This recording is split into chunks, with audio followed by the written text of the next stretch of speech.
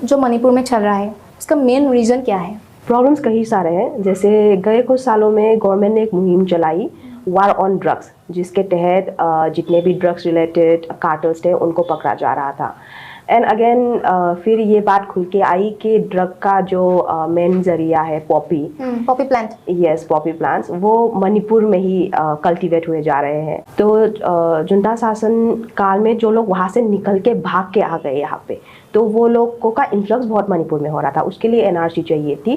और समहाउ ये जो लोग थे ये ना रोहिंग्या थे ना मैतेई थे जो वहाँ के, या ना नेपाली समुदाय के थे, क्योंकि नेपाली समुदाय भी म्यांमार में बहुत है। ये थे ज़्यादातर कुकी, चीन, मिजो जो ग्रुप है उनके। तो वो एक चीज़ हो गई।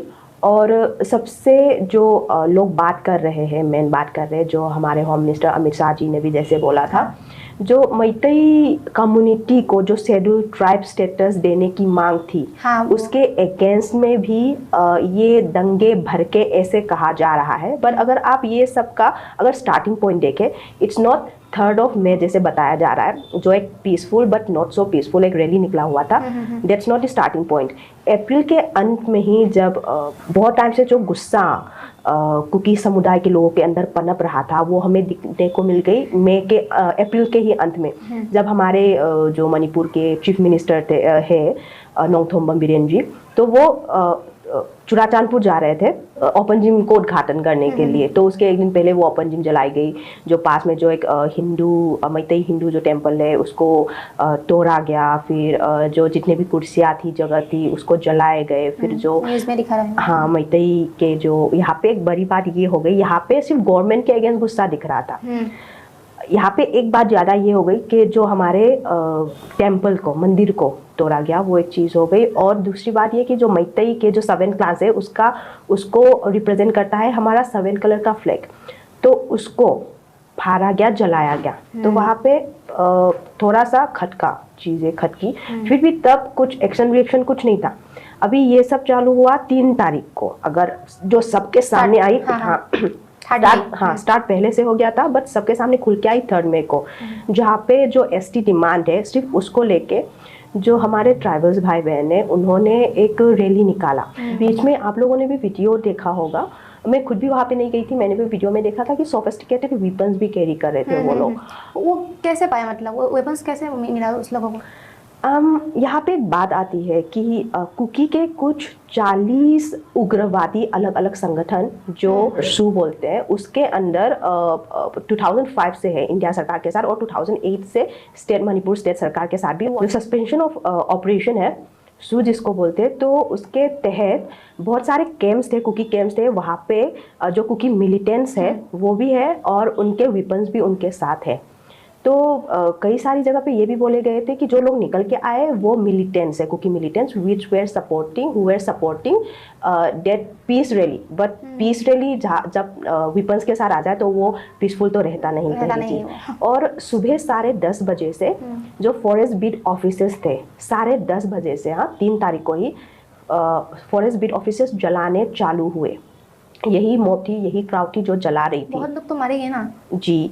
उसी दिन 5-6 फॉरेस्ट बीट ऑफिसर्स जलाए गए चुराचांदपुर के अंदर ही, यही पीसफुल रैली के अंदर ही ये सब हो रहा है। नाम में पीसफुल है लेकिन जी, बट नॉट सो पीसफुल। और फॉरेस्ट बीट ऑफिस जलाना तो जैसे मैंने आपको बताया, जो ये अप्रैल लास्ट वीक में जो चालू था, तो वहाँ पे भी फॉरेस्ट बीट ऑफिस चलाना तो वहीं से चालू था। और जो इलीगल माइग्रेंट्स जो आ रहे थे, या हमारे कुकी समुदाय के जो भाई बहन लोग हैं जो प्रोटेक्टेड एरिया या रिजर्व फॉरेस्ट एरिया में जो लोग एनक्रोचमेंट कर रहे थे, उनको भी वहाँ से निकाला गया था, which is of course duty of the ये स्टेट सरकार।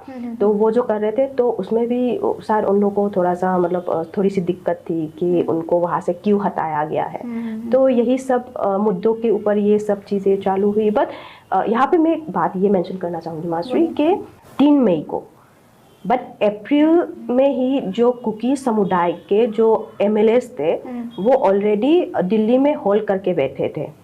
क्यों?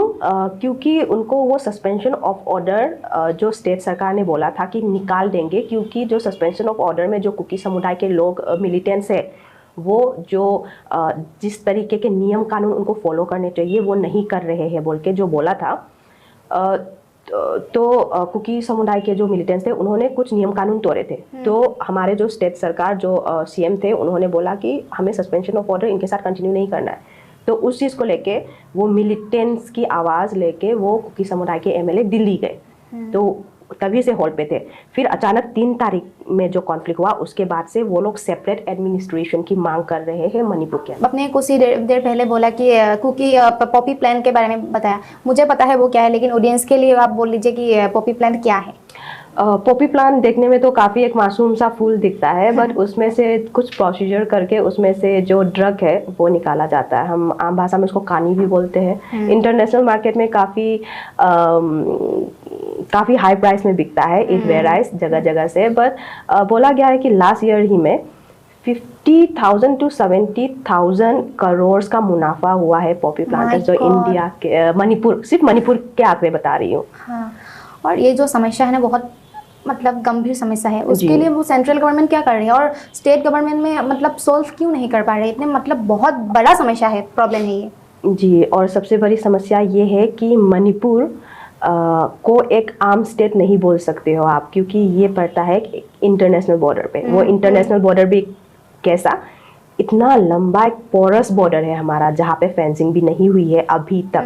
1947 में ब्रिटिश इंडिया छोड़ के चले गए थे। उसके बाद में मणिपुर भी आ गई, इंडिया के अंदर आ गया। फिर उसके बाद से आप सोचो इतने सारे सालों में मणिपुर और म्यांमार का जो बॉर्डर है वहाँ पे फेंसिंग नहीं कर पा रही। आपने सुना होगा पहले वो 355 मणिपुर में लागू हो गया बोल के, जहाँ पे जो सेंटर है वो डायरेक्ट कमांड करती है स्टेट गवर्नमेंट और स्टेट फोर्सेस को। स्टेट गवर्नमेंट तो खैर अभी मतलब निकल ही गई कहानी से, अभी स्टेट फोर्सेस को डायरेक्ट वो कंट्रोल करेगी।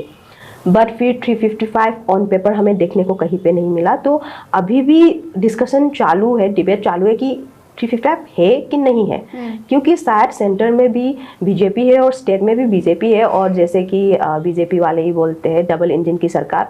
तो ये डबल इंजन की सरकार ना, इनका जो डबल मुंह है शायद एक तरफ नहीं जा रहा है, एक आगे की तरफ खींच रहा है, एक पीछे की तरफ खींच रहा है। यहाँ पे मैं पॉलिटिकली कुछ बोलना नहीं चाहूँगी, क्योंकि जहाँ पे मैंने बीजेपी के अगेंस्ट में बोलना चालू किया शायद मैं आम आदमी पार्टी से या कांग्रेस जैसी साउंड करूँ, बट ये फैक्ट है, ग्राउंड फैक्ट है। डबल इंजन की सरकार पूरी फेल है वहाँ पे। सेंटर अमित शाह जी आए थे 29 मई को शायद आए थे मणिपुर में। वो कुछ दिन रुके और उन्होंने बोला कि अगले 10 या 15 दिन में मैं फिर वापस आऊँगा और तब तक ये सब सुलझ जाएगा, ऐसे करके बोला था उन्होंने। और किसने किसको मारा? मतलब वो दिखा रहे हैं कि मेटली ने, वो मेटली बोलते हैं ना, मेटी ने मतलब वो नागा कुकी को मारा है और नागा कुकी ने मेटी को मारा है। मतलब किस लोगों ने? वो मणिपुर में मैतई, जिनको मेजोरिटी बोलते हैं, मैतई है, मैतई पांगल है जो इस्लाम धर्म को फॉलो करते हैं। फिर जो हिली रीजन में रहते हैं वो होते हैं नागा, कुकी, और थोड़े से कुछ समुदाय, छोटे समुदाय जो ना खुद को एज ए कुकी बताते हैं या एज ए नागा बताते हैं, और हमारे गोरखा भाई लोग। अभी जो प्रॉब्लम चल रही है, अगर 3 तारीख का अगर देखें तो इनिशियली नागास वर इन्वॉल्व। क्यों? क्योंकि वो लोग बोल रहे थे कि जो मैतई को जो एसटी स्टेटस, जो एसटी स्टेटस की मांग है ये बिना वजह है, तो ये देना नहीं चाहिए, उसके देना नहीं चाहिए। हाँ एग्जैक्टली। तो इसके लिए नागास वर इन्वॉल्व। बट जहाँ पे वायलेंस स्टार्ट हुआ नागा लोग पीछे हट गए, क्योंकि उनका मोटिव तो वो था ही नहीं, वो तो पीस रैली के लिए आए थे। और जो अभी देखोगे आप, जो पीस रैली थी वो ऑर्गेनाइज किया था अचसुम ने, all tribal student union Manipur ने। तो उनके जो हायर अथॉरिटी है ना, अब ये प्रेसिडेंट, वाइस प्रेसिडेंट, ये सब देखोगे ना, सब कुकीज है। ये मुझे बाद में समझ में आया।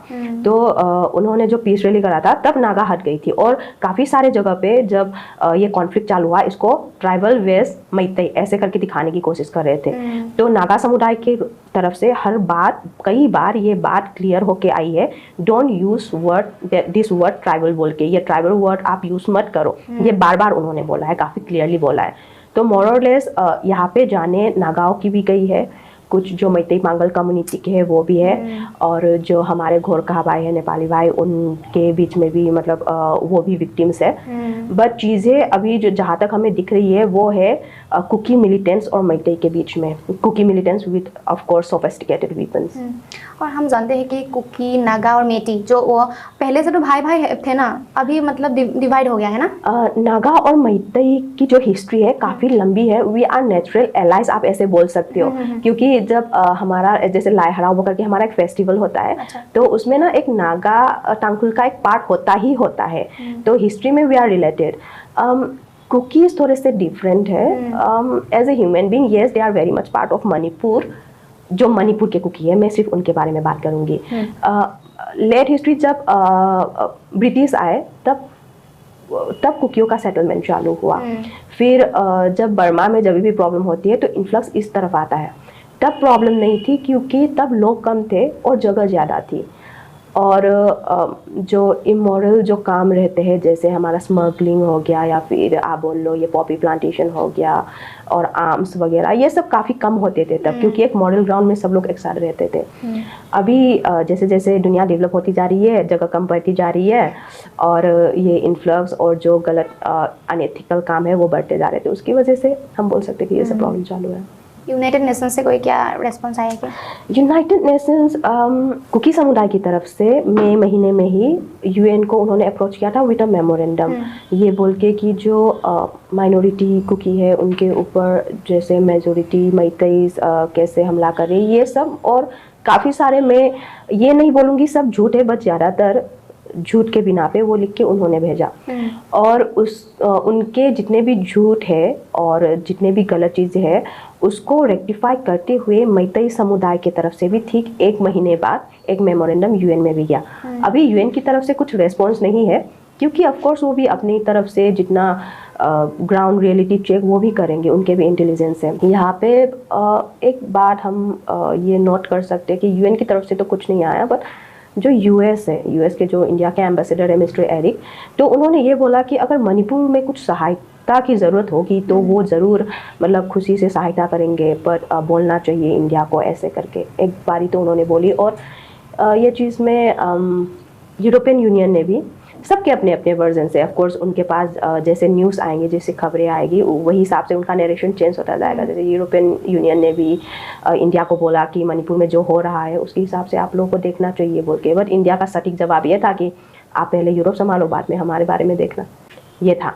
और उसके बाद यहाँ पे क्वेश्चन हम ये पूछ सकते हैं कि अपनी इंटेलिजेंस डिपार्टमेंट क्या कर रही थी तब, खासकर ये नार्को टेररिज्म जो चल रहा है, जो टेरर्स चल रहे हैं, क्योंकि इतने टाइम से नेशनल हाईवे बंद करके रखा है और जो हिली डिस्ट्रिक्ट के जो रूट है काफ़ी हद तक कट ऑफ हो चुके हैं। इतने टाइम से जो ये कॉन्फ्लिक्ट चल रहा है उसकी वजह से राशन पानी हर जगह पे कम हो रहा है, बट ऐसे लग रहा है कि जो चुराचांदपुर भी हो गया, मोरे भी हो गया, जो इलाका या कामपुर भी हो गया, यहाँ पे ना हथियारों की कमी हो रही है, ना ये खाने पीने की कमी नहीं दिख रही है। हालांकि थोड़े मतलब लग्जरी वाला नहीं होगा, फिर भी हथियार कहाँ से आ रहे हैं, और बंदूकें अगर गोलियां रोज चला रहे हो तो गोलियां कहाँ से आ रही है, ये सब काफ़ी क्वेश्चनेबल चीज़ है। और जैसे कि मैंने आपको बताया था जब, और जो उनके अगर होंगे तो अगर उनके जो पर्सनल आर्मी है तो उनके लिए तो स्टॉक रहेगा ही रहेगा, तो हो सकता है कि शायद वहाँ से चीज़ें आ रही है। और जो आपने क्वेश्चन पूछा था कि कैसे ये सब शांति या नॉर्मलसी कब आएगा, ये तब आएगी जब इंडिया चाहेगी, हमारे इंटेलिजेंस डिपार्टमेंट मन लगा के काम करेंगे तब होगा। क्योंकि इंडिया कोई छोटा मोटा देश नहीं है, और मोदी गवर्नमेंट की अगर हम माने तो इंडिया खुद में ही इतना वर्चस्व रखता है, इतना स्ट्रेंथ है इंडिया के अंदर। अगर पाकिस्तान में घुस के अगर आप सर्जिकल स्ट्राइक कर सकते हो, मणिपुर तो इतना छोटू सा है और आपके बाउंड्री के अंदर है, और अगर मणिपुर की जो शांति है अगर वो भंग हो रही है, क्योंकि मणिपुर एक बॉर्डर स्टेट है, यहाँ पे अगर बॉर्डर स्टेट में शांति भंग हो रही है तो ये तो नेशनल सिक्योरिटी के लिए बहुत बड़ा एक क्वेश्चन मार्क हो गया। और प्रधानमंत्री भी कुछ बोल नहीं रहे हैं ये बात को लेके, तो वहाँ पे एक बात हमेशा लोगों को खटकी है, मुझे भी खटकी है कि प्रधानमंत्री ये मामले में कैसे चुप हो सकते हैं, या उनको या कोई ऐसा भी है जो उनको चुप करा रहा है। अभी जो कुकी उग्रवादी ग्रुप है, एक UKLF करके है, तो उन्होंने बीच में बहुत सटीक तरीके से ये बोला था कि जो अभी आसाम के चीफ मिनिस्टर है हेमंत बिस्वा जी और जो राम माधव जी, उनसे मणिपुर इलेक्शन के ठीक पहले उन्होंने मुलाकात की थी, और हेमंत बिस्वा जी और दोनों ने ही यूकेएलएफ को ये विश्वास दिलाया गया था कि अगर आप कुकी समुदाय से आप अपने लोगों को जो आपके रिप्रेजेंटेटिव है उनके नाम दे दीजिए, उनको टिकट देंगे, उनको जिताएंगे। और यहाँ पे अगर कुकी समुदाय बीजेपी के साइड से बीजेपी को अगर हेल्प करेगी तो बीजेपी को जिताएगी, तो उनकी जो मांगे हैं उसमें फिर बीजेपी उनका हेल्प करेगी, ऐसे करके बातें आई थी। हालांकि अभी हेमंत बिस्वा जी ने ये बात को नकारा है, पर एक ऐसा स्टेटमेंट एक उग्रवादी समूह के तरफ से इतना कॉन्फिडेंस से आना एक क्वेश्चन मार्क तो छोड़ती ही है।